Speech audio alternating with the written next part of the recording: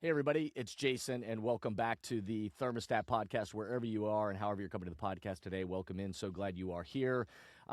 We have over 335 episodes or something like that. We're in season 10 of the podcast, and so glad that this continues to find so many great people out there. If you're one of the OGs that have been with us from the very beginning, so glad that this continues to add value to your life and your work. And if you are new to the podcast, then so glad you are here. Again, all you need to do with this 335 episodes. So if you want to go through the whole catalog, Google my name, Jason Barger, and whatever topic you're looking for as it relates to leadership and culture and communication, trust, accountability, whatever it is you're looking for, chances are you're going to find it. And you're also going to see some great conversations that I've had, and we're going to have another one today with some great guests that I've been lucky to have join me, thought leaders and friends and colleagues from around that join me in this thinking about how are we developing people and culture in the world today. My commitment to you, always the listener, is every time we record one of these, I want this to be an opportunity for you to step back in your own life, to think about the temperature that you're trying to set in your life and your work, and hopefully to have some good oxygen breathed into you. So glad you're with us today. If you'll do me the quick favor, of course, I keep being reminded, you got to hopefully rate the podcast 5 stars on whatever platform you're on. If you haven't subscribed, please do that. I keep being told if you can, in your own words, authentic to you, review the podcast. If there's episodes that resonate with you, use your own words, not AI bots, but your own words to celebrate what is it and why are these messages important in the world. And then lastly, every time you share the podcast with somebody else, that certainly helps us and amplifies these messages. So thanks for everybody for being here and excited about today. I'm excited to invite in my guest for today in just one moment. Tom Rath is a #1 New York Times bestselling author whose books, including How Full Is Your Bucket, StrengthsFinder 2.0, Eat, Move, Sleep, and Life's Great Question, have sold more than 10 million copies worldwide. A researcher focused on how work affects health and well-being, Tom began his career at Gallup, where he helped develop strengths-based tools used by millions. He is currently the co-founder and CEO of CareerSight and lives in Arlington, Virginia, with his wife and 2 children. His most recent book, What's the Point? Turning Purpose into Your Daily Superpower, was just released this spring. I have been familiar with Tom's work for many years now and have utilized StrengthsFinder as a terrific tool for personal and team development. And so it's great to now have him on the guest of the Thermostat Podcast with Jason Barger. So welcome to the podcast, Tom. Thanks so much. It's good to be talking with you, Jason. Absolutely. Glad to have you here. And so what I like to do when we have new guests on here is that if my listeners aren't familiar with you, again, that great bio, and we're going to talk about the work that you're doing, but what's something that people wouldn't know about you beyond the bio or the books you've written? What's something that the audience wouldn't know or that I wouldn't know about you? Well, I think one of the things that I've found in the last few years really surprises people is that as a product of the first book I worked on, which was How Full Is Your Bucket, the business book that kind of started a big conversation in that audience, it went on to spawn a children's book that's now probably a lot of people have kids using in the 1st and 2nd grade across the country. That's kind of a standard behavioral strategy that's been fun to see how a conversation that starts in the business world a few decades later can now be found a home there. That's been really fun for kids to use across the country. That's awesome. And the you're on the Thermostat with Jason Barger podcast, so I like to also ask this question of, related to the temperature that you're trying to set in your life and your work. How do you how would you articulate that for just where you are in life right now? What's the temperature that you're trying to set? It's a great question because it's changed a lot more in the last 12 months than I ever would have thought would be possible at my older age now. I think, I came out of college in 1998, right around the time when the internet was exploding and everything else. And I thought that was just the opportunity of a lifetime, got real involved in, as you mentioned, the development of StrengthsFinder and trying to convert all these interviews to internet-based stuff. And I didn't know if I'd ever seen anything like that again. I didn't think I would. But with all the technology that's emerged in the last 12 to 18 months, now I feel like I'm a kid in a candy store again, running at a whole different cadence. And I'm probably driving all the people that work with me crazy because it's just pushing around the clock for more and more and more. So I feel like I'm fortunate to be running at a temperature that I didn't know I was still capable of, to be honest. That's awesome. Well, I want to talk. I want to start in our chat today too about the Strengths Finder because I've certainly used it. I've seen the power of the tool. It's had the impact that it has on teams and on relationships, and I just think human beings in general. But I'm interested. How has the Strengths Finder, knowing even your results and maybe the people around you, how has it impacted your particular life?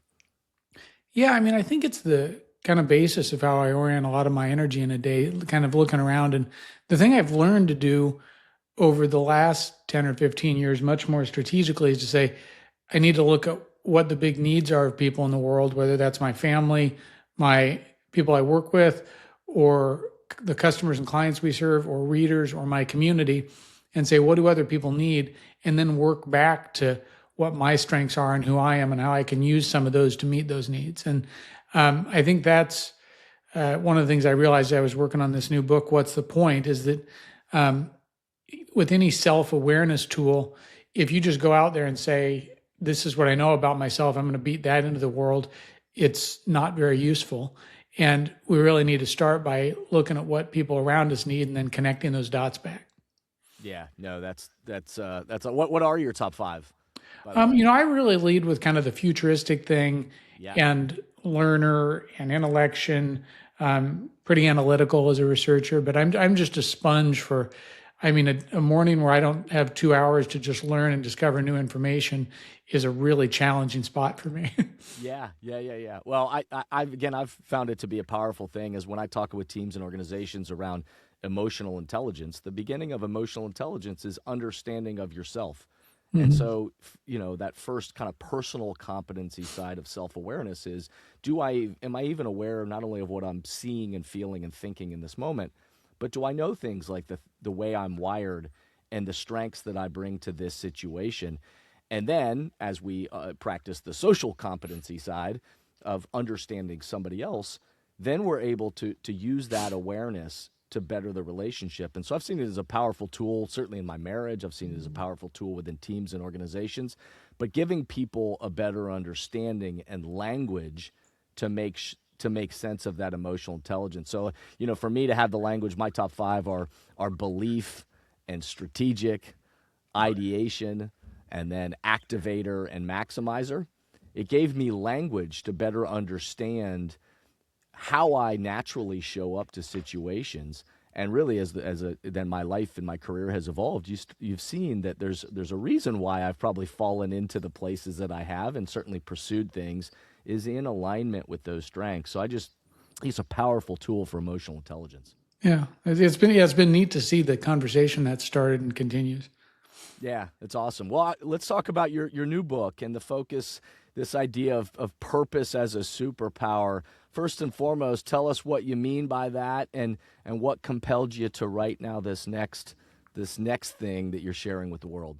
Yeah, when I first started working on this book, I was trying to pull together all of the discoveries from the research I've been a part of and the research that I've studied that are most applicable and helpful and practical to help people think about how they live more energized, stronger, and more meaningful lives and careers, and trying to pull together. So whether you're looking for a job, mid-career, late career, was really trying to pull together all the best pieces. And the more I've studied that and anchored it, I realized that kind of meaning or purpose or mission are the outcomes that are really important from a good career. So I started by working on a book that was titled Purpose Unlocked, was our working title.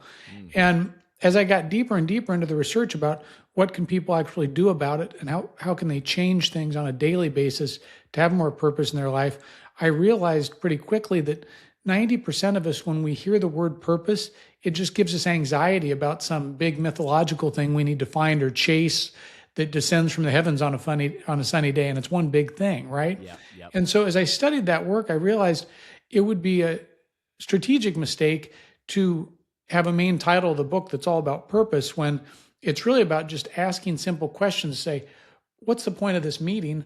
What's the point of spending 30 minutes answering these emails? What's the point of 30 minutes editing this book? And if you ask that question throughout the day, just kind of going back to how full is your bucket, which was just a simple question to make sure you're having better interactions with other people all day. Yep. that's what leads to more purpose over the span of a week, a month, a year, or a decade. If you can ask that question and say, how do I build 5, 10, 15 purposeful interactions into each day? That purpose is really more like a garden that you tend to and plant seeds in every day. And it's less like some big thing you need to find, essentially. So we reoriented the whole book to help people say, how do I architect each day to make sure that I'm not only prioritizing and scheduling and making time for things that are meaningful and create purpose, but then that you're also spending time on the relationships that matter. And you're taking stock at the end of each day to say, that 30-minute conversation with a colleague of mine or a team member really did matter and it did count. And that was a purpose building conversation. And you have to acknowledge that at the end of the day to make sure you do more of it, essentially. So that's where I think we took an important detour in working on this book, because the subtitle of the book is Turning Purpose into Your Daily Superpower. And I think that's a better mindset for people to have than looking at purpose as a new job or a big shift or that type of thing. Yeah, no, I love that idea, and certainly my listeners, there's great synergy, which is I think why we connected in the first place, and why we're having this conversation is that kind of micro purpose, and seeing that, purpose not as this big, somebody comes riding in on a white horse and is gonna, announce what this grandiose thing is, but in the small moments of every single day. And part of what my listeners will resonate with is when we talk about setting the temperature and understanding what you're aiming for, it really starts with proactively knowing that, wait, why are we even doing what we're doing? Mm-hmm. And in each meeting, in each moment, as you sit down to have that one-on-one, if you're sitting to have a cup of coffee with somebody in a relationship, whatever that is, but to be first starting with and proactive about, well, what's the mission and the purpose of this gathering? Right. What's the meaning for it? And to make sure that we're orienting ourselves that way. And in that case, I think it does become that superpower that it helps us to stay aligned. Obviously, Simon Sinek's work, Start With Why, and, he made the concept of the golden circle, which is a concept that's been around for a long, long time, but he kind of brought it to the forefront for everybody. But that training ourselves to work from the inside out rather than the outside in. Right. And that piece of it, I think about Tamara Miles and Wes Adams, who have been guests on this, that just came out with the book around meaningful work. And we continue to see that people are thirsty for finding, even in these small moments, meaning of how their contributions matter to something. Right. And I think it's great. You say that, follow your passion persists as advice despite there being other evidence. What do you mean by that? Well, I think if you just look at this, semantics do matter when you're giving big, bold advice to people entering the workforce, for example. And when you look at find what you're passionate about and follow that, there are a lot of people who are very passionate about golf or travel or all kinds of pursuits. And I was really passionate about basketball growing up, but no matter how much I tried and practiced, with my height and genetics and other things, that was not in the cards, right? So just saying follow your passion, I think, is kind of skimming the surface. The problem with passion is that it starts with you, and it doesn't have the same inherent presumption of doing something that makes a difference for society, like meaning or mission, or purpose is probably the best anchor out of all those, in my opinion. Because when you say find something that builds purpose into your work, inherent in that is that what you're doing makes a positive contribution to another human being. So I would argue that if there are a few things. You could be doing something you're really passionate about that doesn't make a difference for people, like I mentioned, or you could be manufacturing cigarettes or running a casino, or I don't know, some things that I would argue don't have a great deal of purpose in it when you look at the net effect it has on a bunch of other people, right? Mm-hmm. So, and back to your point, I think you're absolutely right that especially the generation entering the workforce today and more recently, they have a higher expectation about doing work that does serve a collective good. And even though I meet some managers and leaders my age who kind of crab around about their high maintenance or whatever, I like it. And I think it's a good thing. And that's one of the aspects that I think makes me hopeful about the future, because I think people do want to walk into the work world today and find some things that are making a more positive contribution and be in roles where they can see that, or they have a good manager or good leader who's helping them to connect some of those dots when it's a less direct impact and contribution through several layers and so forth, which is its own challenge. Yeah, I just did a podcast about engaging Gen Z culturally. And we went through all the stereotypes that are out there that exist, and of course in the way that people talk about this generation. And yet then we kind of looked at it and with context of the world that they've lived through and where they are right now, and that some of these questions, especially related to purpose and meaning, might be signs actually of advancement. that these younger folks are not just saying, hey, give me a job, but they are saying, I want to do something that I believe in and I feel like matters, and that there's a greater sense of contribution to it. And that's not a bad thing. Right. And so I'm wondering, like, if there's Gen Z or younger generations out there, that are entering the workforce or soon to be entering the workforce, what advice do you give to them when they hear this noise out there about that it's stereotyping them? What advice would you give? The single best piece of advice I would give people, and I've spent the last 3 to 5 years working on this pretty intensively just for the sake of my own kids, because they're 15 and 17 right now, is that you have to do some intentional things as early as possible in your career and life just to widen the aperture of what you see that's out there right now. I did the math on this when I was thinking about it for my daughter, and I went and looked at all the Bureau of Labor Statistics data, and you would need to have awareness and exposure to 50 different careers just to know half of what's out there in the U.S. workforce right now. And most of us, and so I've interviewed my kids and I've done surveys on this and looked at it, most of us make huge choices about where to spend 2, 4, 6 years of our education and go into a job.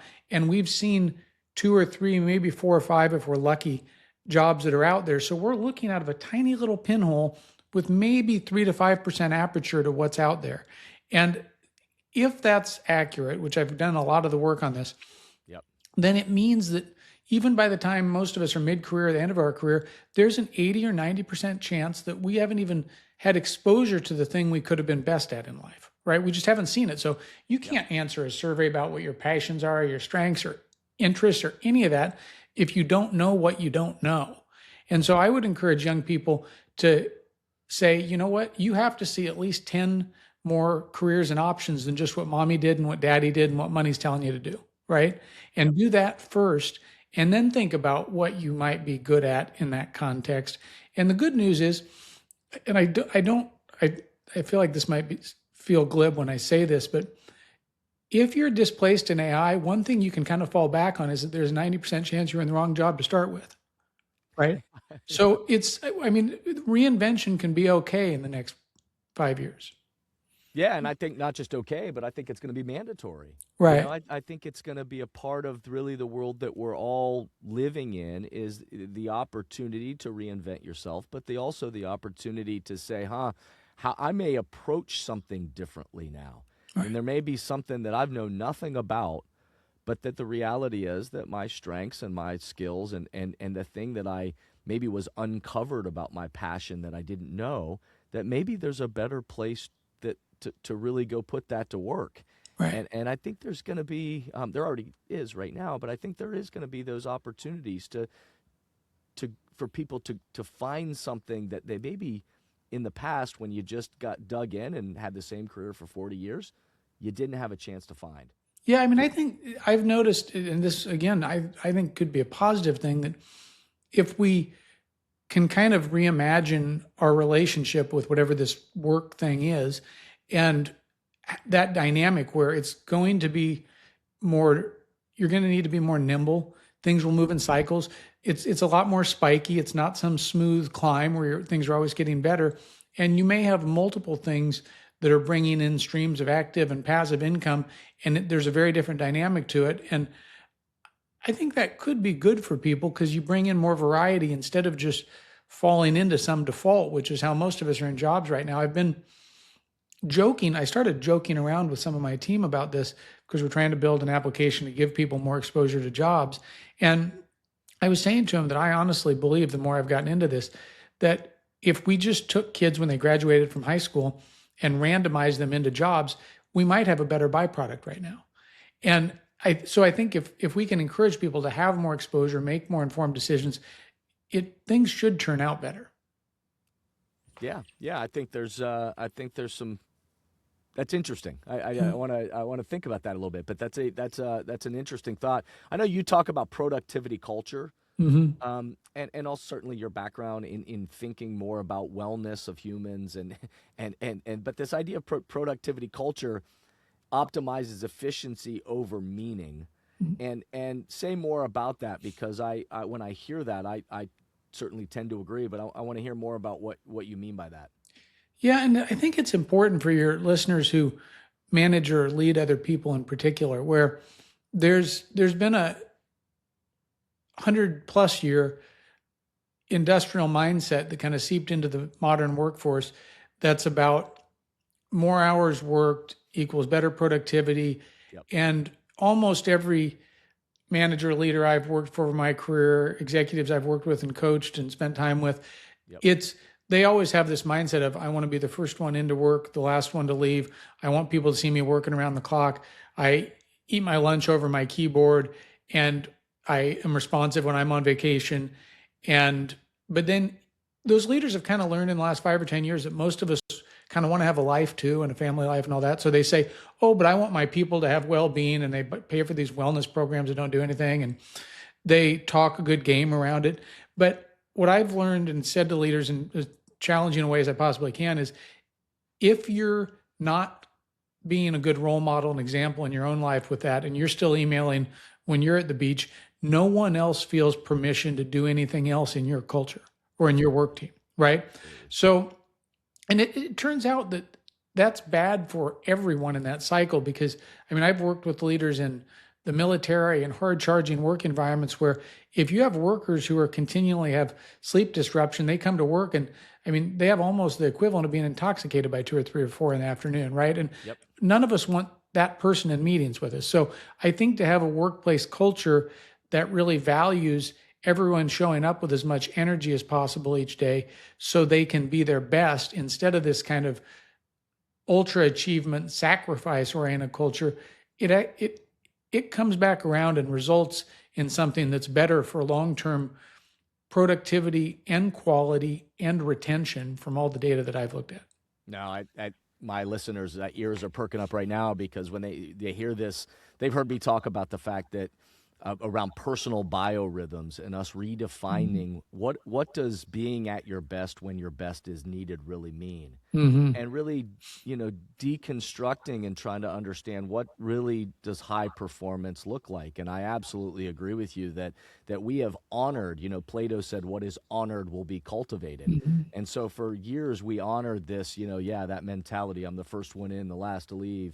I've kind of made fun of some sports references on this podcast at different times. The all gas, no brakes, mantra around leadership, and like that's going to be our culture. And yet then we're surprised when that doesn't produce high performing work, and people start to be broken down, and you start to deconstruct that you can't literally play football with all gas, no brakes, but you also can't lead any part of your life. You can't literally drive a car with all gas, no brakes, let alone like a relationship or operating your work or your life that way. And so this desire, this conversation around wellness, in my opinion, is really about saying, how can we optimize ourselves as human beings? Because I want to be a great dad. I want to be a great husband. I want to be a great friend. And oh, by the way, I want to do really quality work, and I want to be the best I possibly can at my job. And there's a component of rest and renewal and recharge that allows me to be at my best when my best is needed. It's not this consistent grind. And I wrote a book on this called Are You Fully Charged? Probably 7 years ago. And the big takeaway for me from all that work was that those moments that produce energy and make a difference, it's really about daily habits. And it's these little things during the day. It's not like big changes in your diet or big changes in your sleep structure. or your activity. It's just having these little wins throughout the day where like one night of good sleep is kind of like the reset button on a video game, and you get a whole new start no matter how bad the day was before. And if you can just budget to get at least 7, ideally 8 hours of sleep, you got a new start. You're more likely to be active, move around throughout the day, show people that you value getting outdoors, being active, getting some time moving around your office. And if you can structure the way you're eating throughout the day so you have more energy early on in the day, and you can see how food makes you a more energetic and better parent at 5 or 6 o'clock in the evening, it leads to these upward spirals that keep going. Right. So I think so many people, it's similar to the purpose thing, where you imagine that being more energized in the day is about these grand changes, and it's really not. It's just about 10 quick wins throughout the day that create the upward spiral, essentially. Yep. And that's a big leadership value that people don't talk about in the context of leadership or engagement enough. No doubt. I've been saying on this, I think in the next 10 years, the way we talk about leadership, this idea around personal biorhythm, understanding ourselves and these daily habits. James Clear, the author of Atomic Habits, a friend of mine, he's been on this podcast before. We've talked about this very thing of those small adjustments in habits, and to think about what is the culture that I'm trying to create in my own life. And the way that I choose to own and operate how I'm going to show up, again, to my relationships, but also the work that I do. And those small adjustments over time, a little by little, a little becomes a lot.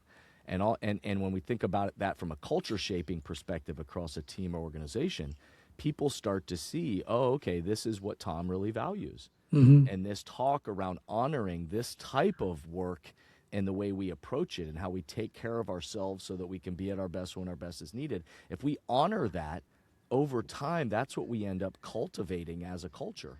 And people began to see that difference. So I agree with you. I think in the next 10 years, it's going to be more commonplace that that's just the way we talk about leadership, is not that top of the pyramid power control structure, but this bottom of the pyramid leader that is thinking about how they show up in that way. Absolutely agree with you. AI, we got to mention that, but advancing, becoming more normalized. Again, I think there's things out there that's certainly scary to people, and things but there's also things that are going to come out that are going to be opportunistic and things that we'd be able to leverage this. But what role do you see humans playing in organizations in the future? What's the Tom Rath answer to that? I've been so deeply immersed in early learning and investing in things with some of these AI large language models that it's changed my personal workflow more in the last 18 months than anything in my entire career. And so I spend, and I started doing this about a year ago, where I spend a huge chunk of my day just having different machines and Claude co-work sessions, for example, that are working on different topics, some around health, some around finance, some around the career things we're doing. And I realized pretty quickly that this technology meant that every morning I show up in my office, I have to step up my game personally, at least 5 to 10x, and I can produce 5 to 10 times as much content, applications, technologies, things that we're working on. And the minute I realized that, my thought wasn't, oh, now I can save costs and replace the people I work with most closely. My thought was, I love working with these people. They're really smart too. And I need to have a very candid conversation and say to the 5 people that I work with most directly, this is the new world. We all have to step up 5 to 10x. And you need to have as much or more expertise on AI as I do, whether that means we would do a bunch of stuff together or training classes or whatever, so that we can look like a team of 50 instead of a team of 5, right? And having that kind of level setting conversation to say, this is a huge shift. We all have to relearn. We all have to be open-minded and figure out if we can move at a cadence that we wouldn't have even thought was possible a year ago. It's been really good. And I think I've seen far more speed than I expected. And I've also learned, and I've been building some tools that kind of help me to do this, to say each morning when I log in, what are the 3 things that are the biggest priorities that some of my LLM tools could be helpful with, and it helps me to be diagnostic around that in my own app I've built. And I also have one question to ask me every morning. It says, it's almost certain that you're not thinking big enough this morning about what's possible. So what can we think about that you still don't think you're capable of doing or working on. And it's challenging me every day to say, how do you think bigger, essentially? Right. Yeah. So it's, I mean, I think anyone that tells you they really know what it's capable of right now is probably underestimating things. So it's been a fun reminder for me every day to say, how can we help people even more, scale even more, reach more people with all these tools that are becoming available? And I'm really excited to see where it goes. Yeah, so which is a great message because you hear a lot of doom and gloom out there, and you hear about this mentality of kind of cutting rather Mhm. than saying how do we leverage these tools and maximize what it is that we're trying to do, which is really what I hear you saying is how can I really open myself up to a different way of working and effectiveness in the world myself, but also how do I begin to leverage that with the culture of my team and what we're trying to do together, and that it's going to amplify things. It's not decreasing human effort. It's actually just changing the way that we think about it. In my mind, and my listeners certainly will this will resonate with is, we talk about the Eisenhower matrix tool, or we've used that if you're familiar with the Eisenhower matrix. And when I'm with teams and organizations and we're doing even an audit of where do we bring our focus and our attention on a day-to-day basis. We know in this very busy and distracted world, it's easy to get stuck on the left-hand side of the Eisenhower matrix, which is things that feel urgent but aren't really all that important. Mhm. Or even worse than that, the bottom left-hand quadrant is things that are not urgent and not important.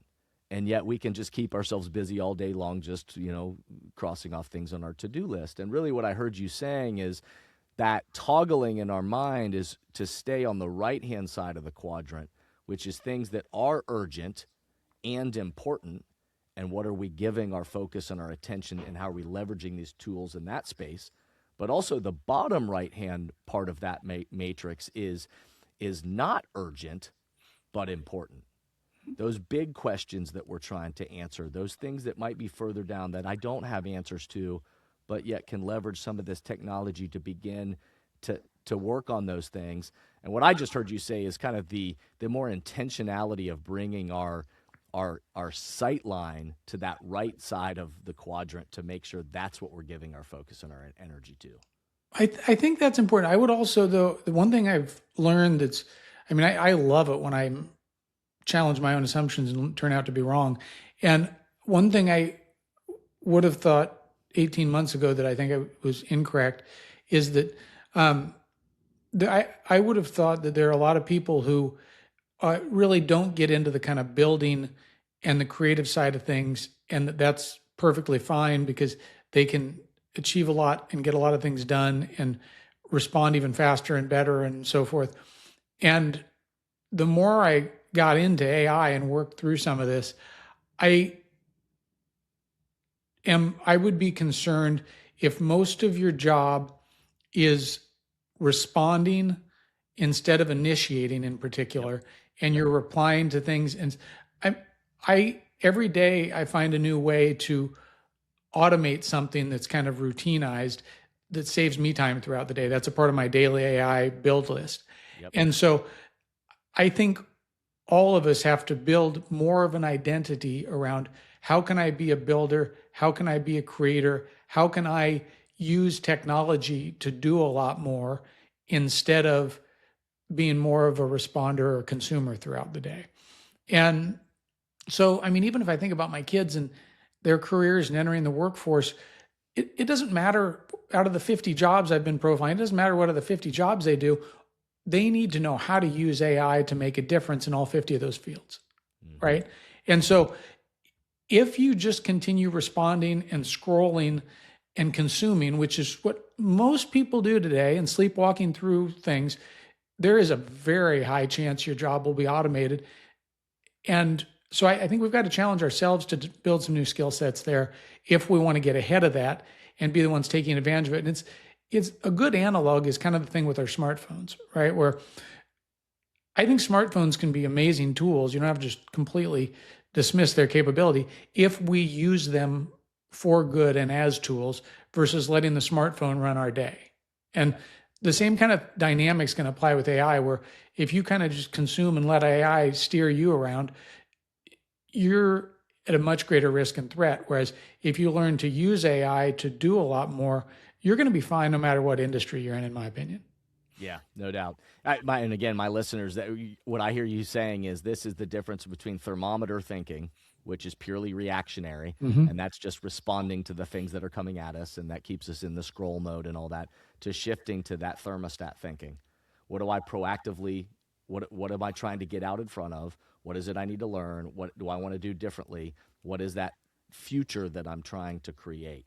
And that toggling from that thermometer thinking to that thermostat thinking. And I agree with you. I think that's where the tools have the greatest opportunity to help us live in a new way that we operate each day.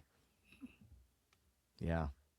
Okay, we're almost at our time, but I wondered, I always any questions that you would have for me, or anything that you want to talk about to end our time together. I'm curious as you talk about some of the dynamics with teams and where the future's headed in particular, and how work teams collaborate better using these new tools and technologies. What are some of the big opportunities you see out there, or new tools or new dynamics that leaders are getting excited about? I think from a leadership perspective, my quick answer to that, which is a great question, but my quick answer to it is that I think leaders are recognizing, coming out of the pandemic, it was this obviously a lot of remote work, a lot of just separate, everybody go do your thing. And I think more and more now, leaders are realizing that there's power in congregation. And that even though we need to be nimble and agile, and we're going to continue to have this remote work in many cases, but also I think more and more leaders are recognizing the connectivity that they need to be in congregation with their people, and to be more intentional about setting time to come together and make sure that we are in alignment. And what are, though, in the midst of these big things like AI, these big issues that we might be facing, or whatever your product or service is, whatever's happening in the workforce, the places that are then coming together and saying, all right, we're not going to solve it all at once, but let's be in alignment around those 1, 2, or 3 things that we're going to give our focus and our attention to, and make sure that we're in alignment with that. I would say that, again, and this is all stuff within teams and organizations right now, but we're at a very low engaged environment. Gallup employee engagement hit a 10-year low. Another stat, only 23% of employees right now say they trust their leader in the future direction of the organization. Only 20% of employees say they feel connected to their organizational culture, and yet 90% of them say that's exactly what I want. So the opportunity is to help create that connectivity tissue within our teams and organizations, and help people engage in that. What is the meaning, the purpose behind this? What is the contribution that we all make? And how do we engage with people no matter where they are, and continue that culture is not an add-on, it's in everything that we do. And I see places that are realizing if we don't do that, we become an organization that becomes a revolving door, or it's easy for people to say, well, I'll go find that somewhere else. Right. Yeah, leaders who do that really well, I would argue that might be, and very well put, that might be the most valuable strength that's highly valued in the future by top leaders, executives, and organizations, is people who are able to do that, because it's that connective tissue that will be the hardest to protect in the future too. That's a good thought. No, I appreciate that. Yeah, I think it's a fascinating time, and I think we're in the midst of that transition right now, where more and more leaders are realizing that that's the temperature they set, and the culture they create with the people around them is the greatest competitive advantage they have. Right. And so it's exciting times. Well, Tom, I could talk about this all day with you, buddy. I appreciate you sharing your insights. We're going to put all kinds of things in the show notes to find out more about Tom's new book. We'll have a link in the show notes to this so that you can find that and track down any of the stuff about the work that Tom's involved in. I just want to say, man, I appreciate the spirit of the work that you do. I appreciate the great thoughtfulness and obviously study and research that you bring to the work and the contributions that you're trying to make to help move not just work, but humanity and thinking about with meaning and purpose and intentionality. So really appreciate you joining the show today and having this chat. Thanks so much. I appreciate it. All right, everybody. Thanks for listening in. I hope today's episode got you thinking in some great ways. I hope it, again, allowed you to step back and think about the temperature that you're setting in your own life and your work. I hope some of Tom's words in this conversation breathes some good oxygen into you and helps you think about that temperature, that culture that you're trying to set with the people around you, and what ultimately is the meaning and the purpose and the contribution that you're hoping to make next. Again, I'll remind everybody to subscribe, to rate the podcast, to leave an authentic review. And if this is meaningful to you, then I hope you'll share it with team members, colleagues, share the episode and say, hey, let's think about this and let's talk about it together and how this might nudge us forward. So thanks again for being a part of today's conversation. And lastly, I'll just remind us all to step back, remember, be a thermostat, and breathe good oxygen.